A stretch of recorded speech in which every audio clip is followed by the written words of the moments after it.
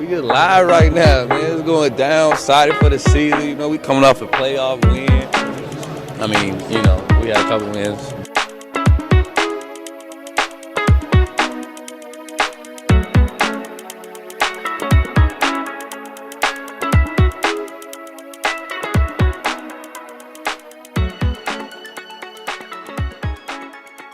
Hello and welcome to episode 174 of Diaries, a Milwaukee Bucks podcast presented by us, the Stafford Brew Hoop. I am one of your usual co-hosts, Riley Feldman, joined not yet by Kyle Carr. He has told us he's running a little late. We expect his dulcet tones to jump in out of nowhere from your perspective, unless you're watching on YouTube. So we're looking forward to Kyle jumping on, but I am joined in the meantime. We teased it last week on the last pod.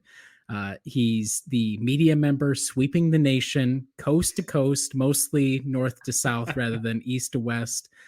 He is Patrick Beverley's favorite member of the local media team.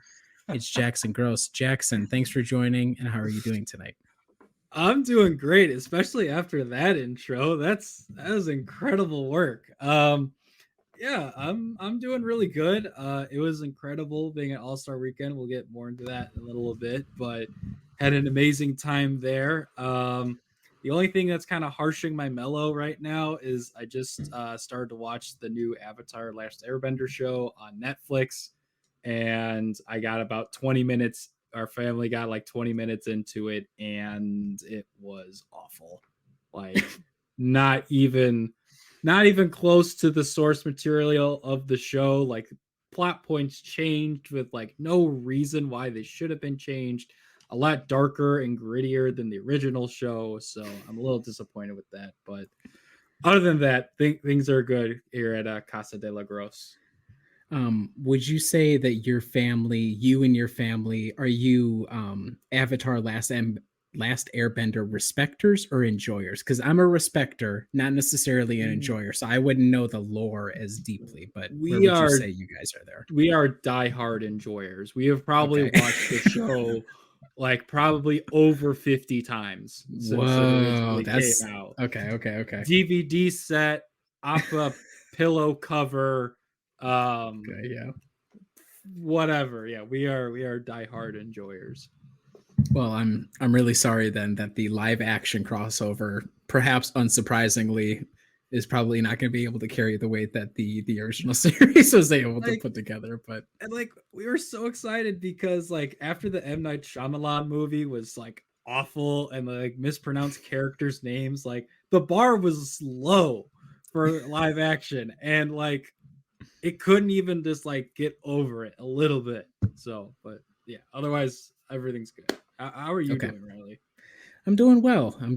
It's been pretty chillaxed around here. I'm going to Belize next week, so this will be my last podcast before I hit Central America. So I'm nice and relaxed and refreshed. I'll be even more refreshed post Belize. It'll be my own personal all-star break. So if people listening to the podcast have been like, wow, Riley's kind of not living up to relative expectations, just see me in Belize. I'll be pulling together my Damian Lillard-esque performance while chillaxing on the beach. So I'm doing well, thanks. All you need is a few days off to get your mind and body right and get ready for some tough opponents coming in the grappling with all my co-hosts week after week as we try to see who dislikes the team most. Okay, let's jump into it. So I want to go back to your all-star experience. And I see that you are going, part of what you learned this past week with the Bucks involves all-star. So before I even say the scores, for everybody who follows the podcast, who reads the site, Jackson was our man on the ground in Indianapolis. Let's just give me like, you can talk more about your experience later on, but like the 2 or 3 coolest things, just quick hits that in your experience while you were there, what were like the coolest things that you got to experience? Okay. Easily number 1, getting 5 minutes one-on-one with Vince Carter after he was named as a finalist for the Hall of Fame. I was so incredibly nervous. Like they said, oh, we have media availability, and no one else was walking up to Vince Carter like, is something wrong? Like, is he not talking to people? So I start walking up. The guy looks at me and he's like, "Oh yeah, you want to come up?" I'm like, "Okay." So I wait for a second. He's like, "Yeah, come up, come on stage." Mm-hmm. And I'm fumbling with my phone because I don't know if I wanted a video interview or an audio interview with him. Yeah. So once I kind of calmed down, it was great talking to him. We talked about what it meant to him being an potential Hall of Famer. He is a bubbly personality, so funny, made me feel a lot, very much at ease. So I have that posted on my own Spotify. So if you want to take a listen to the interview, really, really good stuff. Really appreciate him talking. The other thing would probably be, at least guess, being in the same room as LeBron James, because I do have a personal bias of saying MJ is the GOAT, because for obvious reasons. If you can't see, if you're not on YouTube, I'm wearing a Cubs hat, so for obvious reasons. But I got to grow up with LeBron because when I was in middle school and high school, he was obviously still is that guy. So being able to be in the same room as him, absolutely insane. Really, really cool. And then I've asked questions to him before, but always talking with Giannis is the last thing. Always gives like really, really insightful answers. Yeah, I think those were the biggest ones. Trying to think of anything else, but yeah, no, those were the big things. That's very cool. Yeah, it seems like a great opportunity, especially with all the different legends of the game. Like the NBA can be sometimes a little hit or miss as to how well they're able to connect the past, and there's its own past to the current day. I think the league does a decent job. It's usually like the media partners that do maybe less good of a job, especially talking heads that just use it as low hanging fruit. But when you get a chance to talk with like a Vince Carter even for a few minutes where it's like he's just like there, or like I heard other media members for All-Star Weekend like, oh, it was like Larry Bird was there in Indianapolis, which is really cool. Like just the opportunity to have a lot of the different figures of the game together. So it's really, really cool that you got an opportunity to actually like act on it, get the chance to talk to the guy. Like it's very surreal. I think for people at home, I've only covered a couple of games in person, but it can be extremely surreal when you're like, you start out as a fan, you're like, man, I'm like literally in the same room. Like not even just the players do. Like when I covered my game, it was like, that's Jim Paschke eating a salad right across from me. And like, that's, this is the guy that's on TV 82 nights a year, whatever that I watch. So, yeah, it's really cool that you got that experience. And were you able to, while Dame was winning his various competitions, were you in the stands? Did you take off your media member hat and say, screw you, everybody else who's here? That's my point guard. I didn't get to necessarily do that, but I mean, I was in the stands watching his 3-point competition performance and getting to I basically reacted like a fan throughout most of that. It was just kind of like, just like as a frame falls from my desk. Sure. That's great. But no, yeah, just being able to enjoy that. Oh, and I forgot, Sabrina versus Steph was awesome. I've never seen a more effortless shooter than Steph Curry. That was my first time seeing Steph Curry in person. So that was insane. But yeah, again, seeing Damian Lillard do his thing was awesome. And I was, again, every round he was in had some sort of drama. I think it came down to him going 4 or 5 on his last rack to even make it to the tiebreaker. Then he had to hit a starry shot to beat Tyrese Halliburton. For Giannis. He hit that shot for Giannis, who the latest starry ambassador. Yeah, he said this one's for Giannis. Yep. Oh my God, I forgot about that. And then it took him to his money ball on his last rack to beat Trey and Kat. That was thoroughly enjoyed. And yeah, I got to react to it as a fan, just like tweeting out Dame time with like the full video of his thing. So yeah, that was fun. Very cool. Well, I know in your what you learned, you're going to talk a little bit more about All-Star, not in the context of the Bucks and their journey as we go along here. So we'll hear more about that. I'll just run through 2 games, short week. Obviously, the team had off because of All-Star weekend last weekend. And then they started things back up here in the Twin Cities on Friday, where they get the impressive 112-107 victory over the West leading Minnesota Timberwolves. Dame hits a couple of really, really, really tough baskets late to seal it for the team. And we'll talk a little bit more about that game. And then today, Sunday, yesterday, Monday, if you're listening to this when this drops, the Bucks were in Philadelphia for a noon tip time. They win 119-98. Reminder that Joel Embiid is gone, and outside of Tyrese Maxey, it's a smorgasbord of players, and Paul Reed was not really up to the task of being the defensive replacement for Joel Embiid in particular. So quick week, 2-0. Shout out to Michael, who is prescient and sees all things far before it actually happens. He predicted a 2-0 week. I think Kyle and I were both down on the team. So shout out to you, Michael. So from these two, Jackson, what did you learn about the Milwaukee Bucks this, and then also during your time, the All-Star break, what did you learn about the Milwaukee Bucks? Yeah, the first thing I have is that the break was clearly needed. And I think just everyone, even though Chris Middleton still isn't back yet, I think just them being able to hit the mental and physical pause button for a while, I think was really, really important for them. And then just seeing how important the Bucks bench can be, especially today. I mean, Bobby Portis hit a bunch of good shots. Pat Connaughton finally looked like his 2021 self.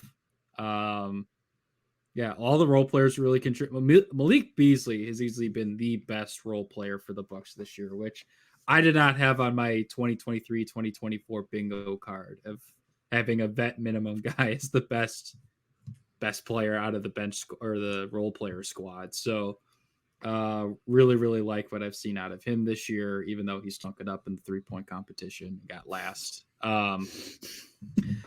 But getting at least to the All-Star specific stuff, everyone just kind of talked about Malik Beasley said it, Giannis said it. I didn't get a chance with Dame, but I'm sure he said it, that they all just needed a mental and physical break. Giannis, I have the full quote like picked up here. Like the first half of the season for him, he said was like very draining, talking about that he's had 4 coaches this year between Bud getting fired, Griffin, Prunty, and then Doc now. And he just said it's been difficult trying to do that.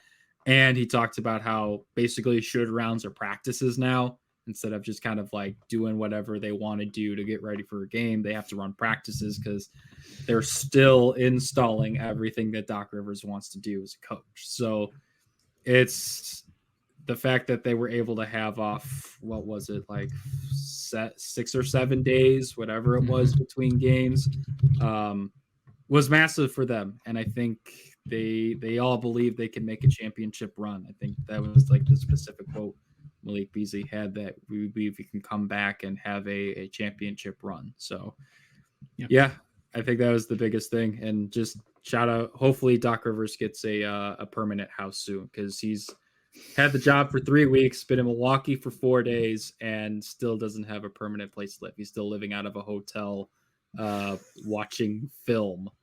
He said it's a complete mess, and he was even watching film on All-Star Saturday, or it was either Friday or Saturday when it snowed. He's like, "Oh, I'm good. I don't mind.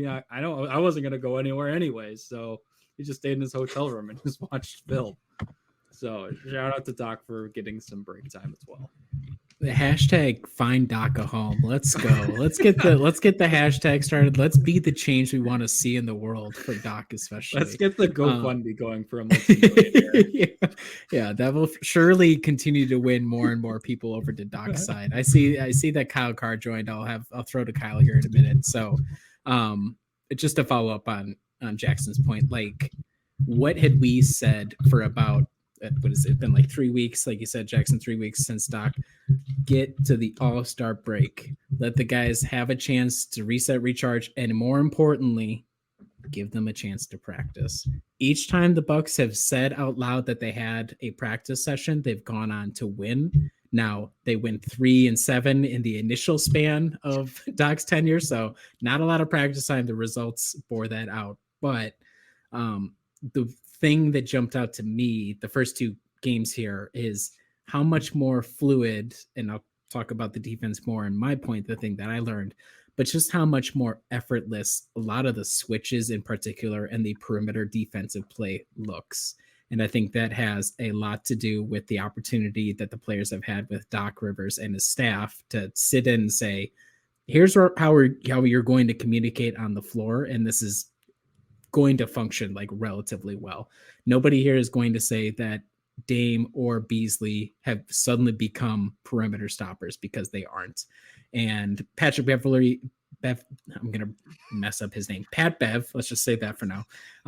He has like the want to, and he's going to be a lot more physical on the perimeter, but he also, agility he's 35 years old. It's not what it used to be. So he's out there like as a communicator guy, but we're seeing so much more in the way of confidence with these switches, where against Philly and against Minnesota, the Bucks have 2, 3, 4, sometimes like 5 switches in the course of one possession trying to track guys on the perimeter, and it doesn't break. Like the defense does not completely shatter, which is, you do one switch in January, in December, and it's like, you might as well just let them score, because that's just what that's how bad it is. So to kind of tie in with the break, the ability for the guys to get together and hopefully with the coaching staff better understand what the simplifications on defense are, how to communicate together. Like sounds really simple, but I think from everything we've heard is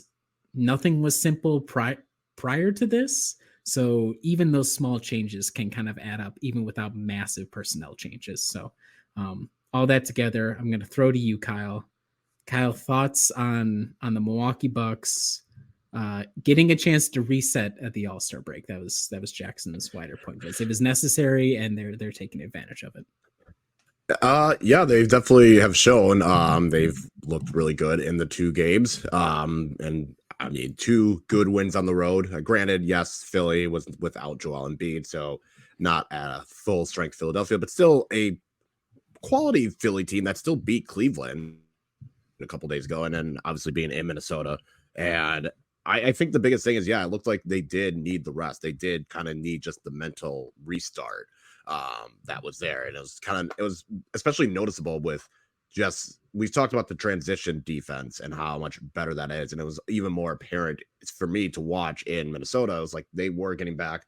There seemed to be more communication. There seemed to be more like pointing to each other, trying to get that figured out. So I think it was kind of something that would help. It gives guys a break as well, just rest, recuperate their bodies, with all the minutes that have been put on them. Someone like Brook, they can get a chance to get like almost a week break. You have someone like Pat Connaughton, Bobby Portis, who probably, again, these are guys that are playing a lot of minutes, so it's just good to get them that rest physically. And then it gives someone like Pat Bev a chance to kind of get more familiar with what Doc Rivers is looking for, the teammates in Milwaukee. It gives Malik Beasley, I mean, he was doing the 3-point shootout, but it was just nice where they probably had a low key stretch. They're not having to do too much. Even, Giannis and Dame, yes, they were participating in an all-star game, and Dame in the 3-point shootout, and Doc Rivers and the coaching staff. But I think it's a little bit different when you can just kind of casually go in and just kind of be more laissez-faire around it, as opposed to you have to be absolutely dialed in. So I think I agree. It was a break that was needed. I didn't think it was going to have this much of an impact, but so far 2 games in, and it seems, hey, at least defensively, they are figuring it out on defense, which again makes me go back and say, where the hell was this all season? Yes, anybody who is a regular listener will know that Kyle and I did not expect the All-Star break to have immediate impact in terms of a lot of winning for the team. So good on the team to overcome that. I will ask this. Am I reading too much into this or not enough into this? Danilo Gallinari, 2 appearances, 2 victories. No, don't do this. Don't do this. Okay. No, all right. you need to read into this more, because us Italianos, we got to figure it out.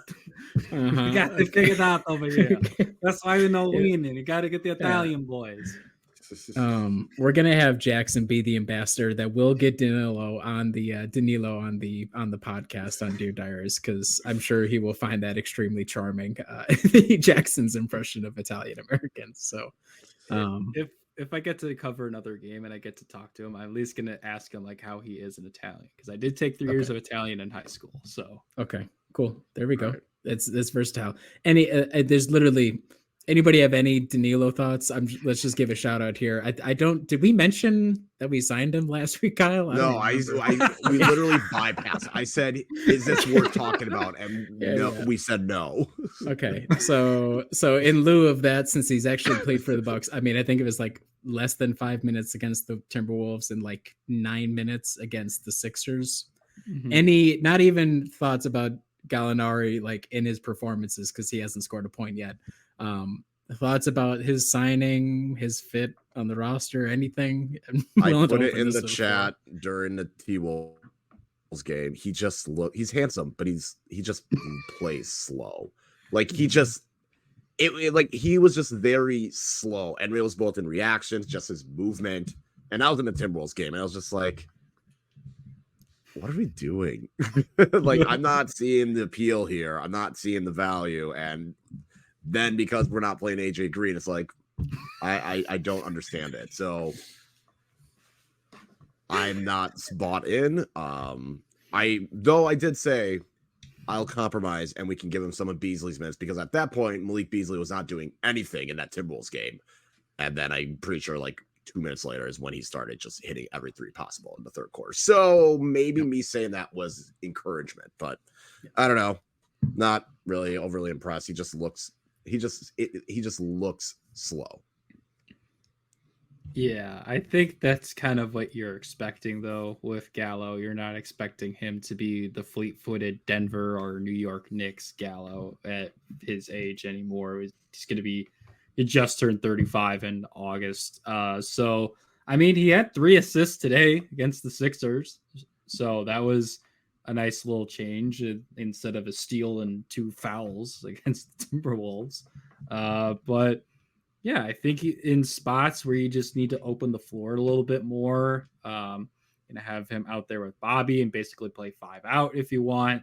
Could basically play 5 out with him and Giannis on the floor together, even though Giannis doesn't like playing center, so you got to figure that out. But I think it creates an interesting couple spot minutes here and there. I will not expect a 20-minute performance from Gallo anytime soon. I love the Bobby Gallo lineups together. It's like Doc Rivers loves shaking the dice and rolling them to see what happens on defense. He's like, let's just have an adventure. I like Gallo's size. He doesn't move that fast, but in theory, he has the size to be like a guy who's on the floor. Literally, he'll just be out there, which is fine, I guess. But anything, I literally look at him as he's just the alternate. If Bobby is really not hitting shots at all, it's like, okay, pull Bobby, see if Danilo can hit a couple shots. Otherwise, whatever, we're just gonna roll without those guys. So that's anything more than that is absolutely cash money for Gallinari. He's the Marv Williams of this run, and so hopefully he just doesn't retire mid-series. So, all right, that's our Gallo minute. Hopefully we don't see him for 20 minutes. Otherwise, something has gone seriously wrong. Kyle, we'll jump over to you. What did you learn about the Milwaukee Bucks this week? The role players were vital in the 2 games, especially against Minnesota. Jay Crowder, on offense, he has looked like complete garbage, and it's infuriating. But against Minnesota, he was really like, oh my God, his offense in Minnesota was infuriating. Missing jump shots. At one point, he got a rebound and threw it off a Timberwolves' foot under the rim, and this was in clutch time. So that happened. Just general sloppiness. But defensively, he was huge. He was having to guard Cat for most of the game, which was interesting. I thought that was interesting, but it kind of makes sense. You know, Cat doesn't really play that physical. So Jay trying to be there to throw off his rhythm with 3-point shooting made sense. And, you know, Cat was struggling until the final minutes with his jump shot and really getting anything outside of the paint. So shout out Jay Crowder's defense. That was pretty good. Malik Beasley, again, for a half, I was like, what is he doing out here? And then in the third quarter, absolute flamethrower, and that continued going into the fourth, and he showed it again today against the Sixers. So he played a really good role. I think you're looking at even like Pat Bev and Pat Connaughton and Bobby. Bobby was in a rhythm and offense, which we expected. He was more of a positive than a negative, which is encouraging. But it was just one of those where the role players did not do enough to harm the team. It was they did just enough. They did what was needed. So then, and even like Brook Lopez, especially in that first quarter where he was able to get his shot going early, it was just good to see that they were able to contribute and not be, we've said how many times, like, this bench is terrible. This bench is going to lose some games. Didn't happen this week. So shout out to them. And that allowed Dame, even when Dame was struggling early, it was good to see other players try and step up against the Timberwolves. Dame was struggling early, but he was still racking up assists because everyone that he was passing to was able to hit their shots. So good on the role players. Please do that more often. Too early, not early enough, Kyle. Pat Connaughton, is he back? 2-game sample size. No, okay. Still not. Jackson, is Pat Connaughton back? Or maybe you didn't think he ever left. Maybe he never left in your mind. No, there was a time where I thought he didn't leave, but then I watched that game against the Hornets and he still looked even slow against them. So I'm like, okay, he's kind of washed right now. I won't be able to say anything until the Bucks play another good team, which is not going to happen this week. So the jury's still out, but I will say, unsurprising that a Marquette player is making winning plays. So that's all I'm just going to say. Shout out to Jay. He almost didn't make winning plays. Hey, you still got the W. I know. That was the most infuriating thing after he got the rebound. And Milwaukee was struggling with rebounding. Minnesota was getting a bunch of offensive rebounds. And it was like, okay, it was like the final 2-3 minutes. And when Jay got the rebounds, like, good job, Jay. And then he just threw it at the guy's foot. I was like, what happened? And then I think right before then, there's a lot of loose scramble where the Timberwolves player turned it over. Jay got it. He tried throwing a pass. That got turned over. Timberwolves player turned it over. Giannis is sloppily dribbling. Thankfully, he got to the rim and got a foul. There's definitely a stretch where, again, Jay Crowder's offense was abysmal and terrible, but his defense, really, really good. That's the Jay Crowder where it's like, okay, I see why you keep him and you play him and you bring him in. What he could bring defensively, it was really good. I'll give him that. I think what we're doing now is we're just reaching the point where Jay Crowder has achieved his final form and he's just PJ Tucker now.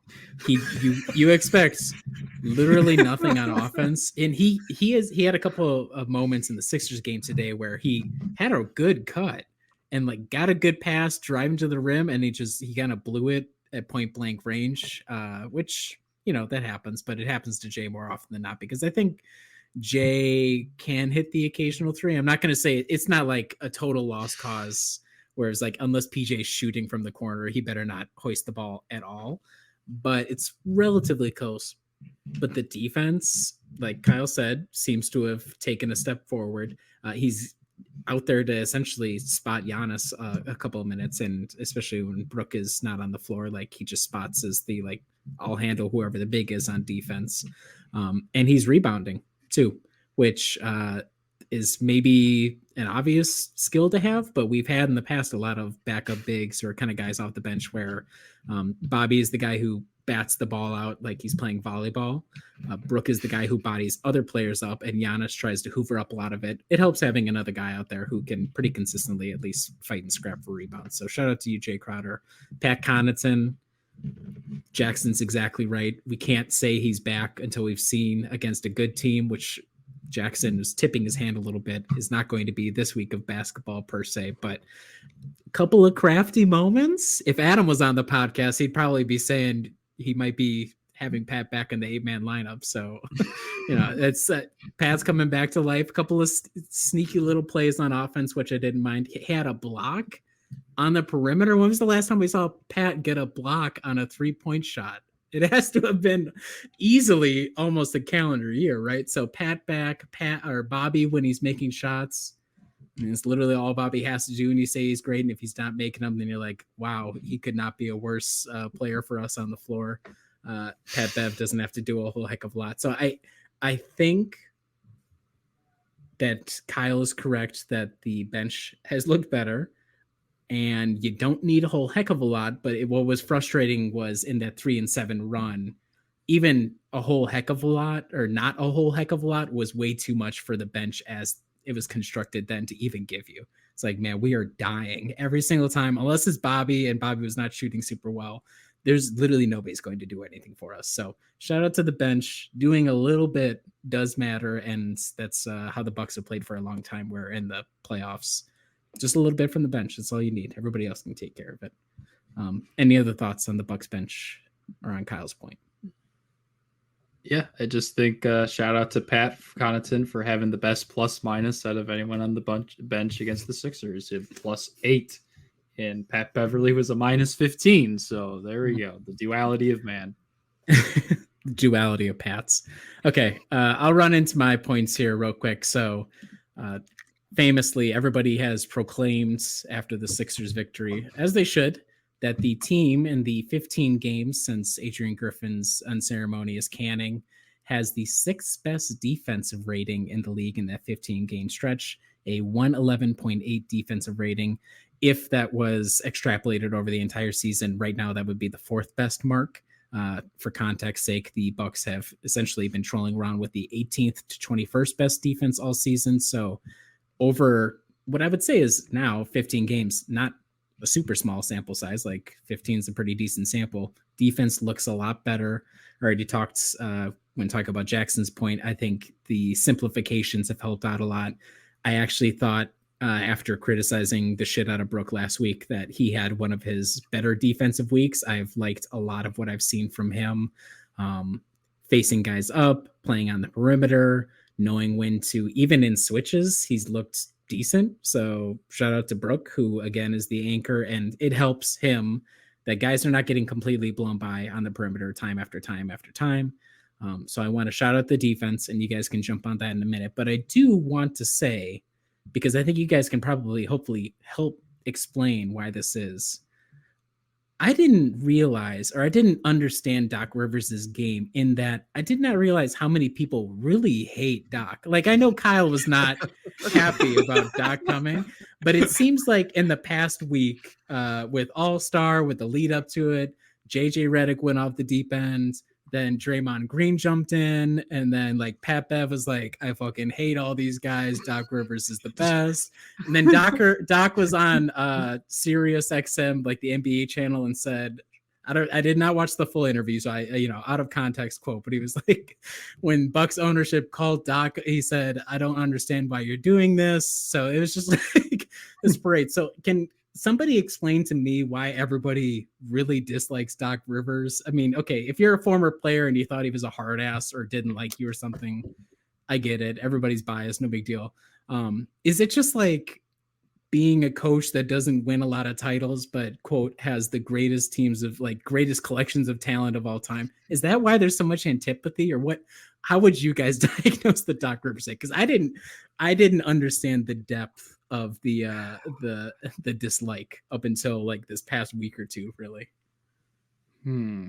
Even I am shocked at the over. Okay, like, good. I don't like Doc Rivers just because I just don't think he is the coach that can lead Milwaukee to the title. Now, if the Bucks were a team that maybe they were an 8th seed and wanted to get up to like that 3rd or 4th seed, Doc Rivers would be a great option. But I don't, in terms of we're trying to win a title, that's where I'm not sold on Doc Rivers. Mm-hmm. But the amount of people, and I mean, I've been saying Doc just needs to stop talking, because every time he's been given an interview, it makes it sound, he's making it sound like I don't want to be here and I don't know why I'm here. And it was kind of giving me that vibe, especially it was like, I don't know why you're doing this. And it's like, why are we talking right now? Just stop talking. Now, the JJ Redick and all the other, I don't know what's going on there. That just feels like you guys just needed content to fill in the All-Star break, and now this is how we're achieving it. I don't understand it. This is not my play. This is just dumb. But no, I do not understand the hate, this level of hate. But I think maybe it'll quiet down a little bit as Doc has won 2 games against winning teams. Yeah, I think a lot of it has come to like, especially this past couple of weeks, has come to like his like putting his foot in his mouth.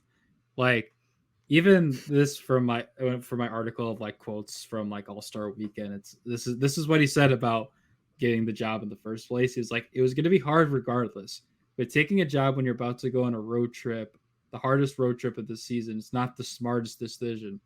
I even told them that. can we wait until All-Star break? It would have been a lot nicer. And then he goes on to say the end game is what we're playing for. The organization felt strongly that change he made defensively, and that's what we're doing. He said the problem is while you're doing that, you're in the middle of the season on the toughest road trip. So it's like all technically the truth. Like, if I was on that subreddit, technically the truth, but you can like as a reporter, like being there, like I appreciated his honesty, even if it may be on the outside to his detriment. But I think that's all where the hate comes in. It's like, it seems like for them, he's like building in excuses. Like if the Bucks get like destroyed by the Pacers in the second round or something, like he's trying to build in those. He was like, oh, well, I started my coaching time here with trying to go against the Nuggets and the mighty Trailblazers and the Utah Jazz. But yeah, and I think a lot of it comes from like the respective fan bases outside of Boston. Like Philly hates him because he choked. The two LA Clipper fans hate him because he choked. Yeah. Where else has he been? Probably Magic fans hate him because did he coach there? I don't know if they choked with him or if they were bad. I don't know. But whatever. I mean, yeah, there's 2 decades. I think the 3 Magic fans are mad at him for what happened over 2 decades ago. Yeah. They're mad because they couldn't get Tim Duncan because Doc Rivers wouldn't let him have his kid around or whatever. So like, yeah, I think a lot of that's just coming from being a scorned fan. But the player stuff, like JJ Redick and stuff, I kind of agree. I think it's just kind of trying to fill airtime. But that Cole's kind of just trying to make drama.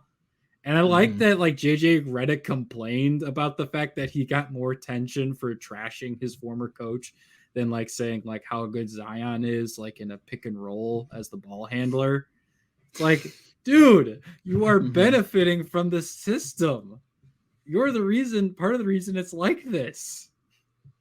What are you talking? Like I said, Doc Rivers foot and mouth. JJ Redick like put his full shoe down his throat. It's you guys are spot on. I think that's all correct. I think what's really driving me mad is the fact that my algorithm, because I watch occasional NBA content on YouTube, I have to see JJ's really corny thumbnails all the time. Is like my reaction to the Doc Rivers takes. I'm biased against him because of those, and whoever that producer guys that he has randomly, and I don't like that guy either. The thing about Doc putting foot in mouth, which is true to a certain extent, and it was kind of weird because we had the whole he's a consultant, and then he's like, he didn't say I've never talked to Adrian Griffin in my life, but essentially the equivalent, like I don't even know who that guy is. Like it was just weird. And now you have like all these like, well, he was talking to the org, he knew what the situation was or whatever. I do find it ironic though that everybody, fans across the NBA, across all sports everywhere, what they want is they want their coaches to be candid. And then the second a coach is candid, everybody's like, that guy sucks. So you're like, okay, well then what do you want him to, I get it. I know it maybe is not the answer you were looking for, but if you want guys to like be honest, even if you think it's stupid, or again, like Jackson said, detrimental to them to be honest, don't like immediately jump all over it. But we live in dark times where you got to do the clickbait, get to jump on it or whatever. So, okay. Well, thanks for helping me talk through the Doc Rivers hate. I just didn't understand. I didn't recognize. What's the Shaq quote? I wasn't familiar with his game. I wasn't familiar with Doc Rivers' game prior to showing up. And also Philly fans hating him. I mean, that's water off my back. I could not care less. When they were like, oh, thanks a lot, Bucks, I was like, thanks for signing them. Thanks for taking you guys selves out of the whatever. I was like, you had to have looked at your roster and understood what was going to happen to you. You had to know what was going to happen to you, Sixers fans. So even though Doc had a role to play in that as well, but that criticism off my back. Okay. The only other thing, I will also give one last shout out. I don't think I'm going to ever listen to the Pat Bev podcast unless he has me on. I liked him saying that Chris Finch was a sore loser for not acknowledging him after the Bucks beat the Timberwolves. I thought that was, we're not going to be afraid to mix it up in the media, I guess. So shout out to you, Pet Bev. It's out of pocket. Any other maybe defense thoughts about the Bucks' nascent media empire? They just started a whole new audio content farm with Marcus Johnson. Any final thoughts before we start moving on to the miscellaneous stuff? I like that. Good week. Yeah, I was gonna say nice that one of the shows is called the Thanalysis or whatever the thing is with Thanasis. Is it Thanalysis? Yeah, how do you pronounce it? Is the Thanalysis? I think that's how it Analysis. is. Yeah. Thanalysis. Okay. Did they debut it with the Dame Lillard interview, or did he uncork that before? Okay, hopefully they debuted it with that, because otherwise I'm not listening to Thanasis talk with whoever either. To be honest. Well, I was gonna say Thanasis has been doing this podcast for like a year now, but I think this is the first one that's under this Bucks umbrella thing. Shout out to the Bucks and all your great audio content. A little disappointed you didn't contact us, but we'll get in touch this summer, I'm sure. Okay. We don't have a Buck the host this week. That's fine. We do have miscellaneous, and we got a lot of miscellaneous. We have film review. Jackson's Build is back. Fountain pen review. I mean, there's a lot of good content here, folks. So if you are a sicko, you tuned in the exact right moment. We're going to start, though, as we do every week in the miscellaneous, with rapid fire. Got some good questions this week, I think, since I wrote them. We're going to start here. We're going off track, non-Bucks, before we swing back to the team. Question number 1.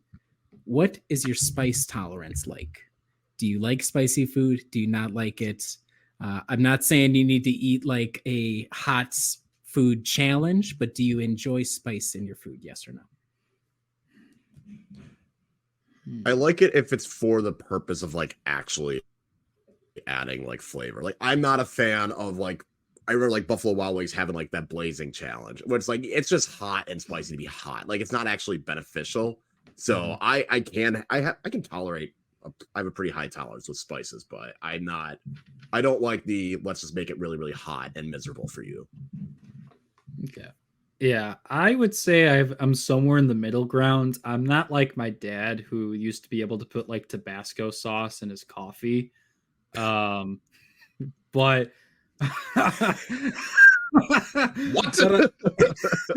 Yeah, my dad used to put Tabasco sauce in his coffee. Take that for what you will. There's way too much to have to dig in there right now. This podcast is already, we don't want to go too long, but we're going to put a pin in that for later. Keep that in mind for later. But I'm also not at the like stereotypical white person, like ranch is spicy either.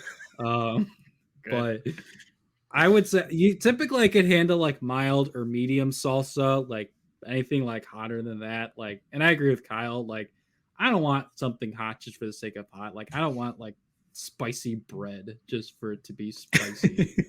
But like, if I'm having if I'm having tacos, or if I'm like having a snack of like chips and like tortilla chips and salsa, I'm here for it. I would tend to agree. The great downfall, and this is the sign of my aging, is the fact that I now get hiccups whenever I have even somewhat spicy food. I don't like spicy, like you guys said, where it's just pain tolerance. I don't like anything designed like that. But even somewhat medium heat stuff, I just hiccup immediately. So it's really tough for me in my household because we eat quite a bit of spicy food. But there's also a lot of stuff in the spicy space where it's just, again, just pain. So why don't you throw 6 more habaneros in there? Or you don't like that? Throw some more habaneros in. So I'm sick of those recipes. So I think we're all of like-minded here. Okay. Second question, going back to the Bucks. As I already mentioned, 2 appearances, 0 points so far. Give me a prediction. You can give me game if you want, but if you want extra credit points, give me a quarter as well. Presuming it's going to be sometime this week. When will Danilo Gallinari score his first point as a Milwaukee Buck?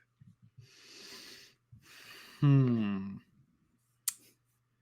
going to say the end of the first half for the game on Tuesday against the Hornets, because at least from my experience, anytime the Bucks play the Hornets at home, they end up leading by like 25 plus at halftime, which I would imagine Gallo's getting some playing time by then. and it'll be a right wing 3-pointer. Going for the extra credit. All right, Yeah. Kyle, what do you have something I'll to say match? garbage time on Tuesday. Okay. Are you layup, 3-point shot? Do you have a I strong don't know. feeling on that kind Now of? you're asking way too much for me to care.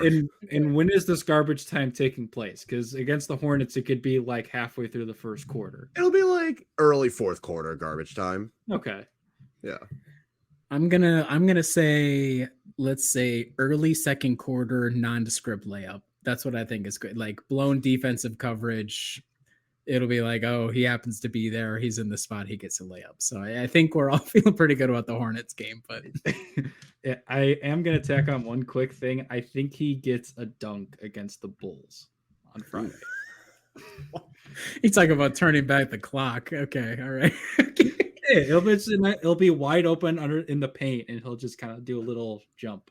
Yeah, it won't be like you're not saying like a thunderous transition No, dunk. he's not gonna rival Giannis in the all Bucks dunk contest. Okay, good. Okay. Oh yeah, we'll keep tabs on that. We will return with the results on the next podcast.